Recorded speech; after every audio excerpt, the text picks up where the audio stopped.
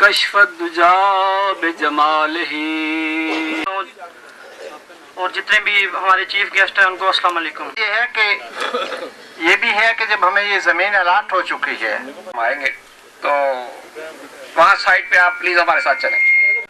जिसके लिए मैं दावत देता हूँ एग्री ग्रेजुएट हैं मोहम्मद याकूब साहब कि वो स्टेज पर तशरीफ लाएं और तलावत कुरान पाक का शरफ हासिल करें।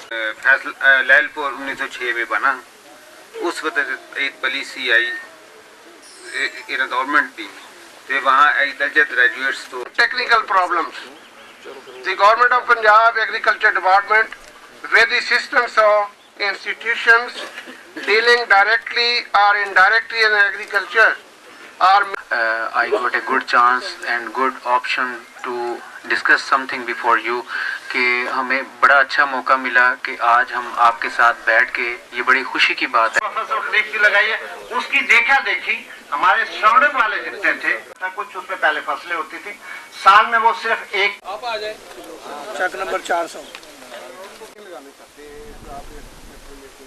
बताया जी अपना वैल्यू के बारे में। डॉक्टर साहब शुरू हो गया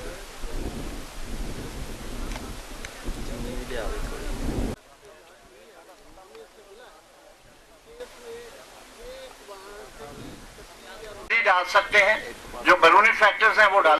प्लांटेशन, ये हमने प्लांटेशन कराई है, वहाँ 500-400 पौधा लगाया है।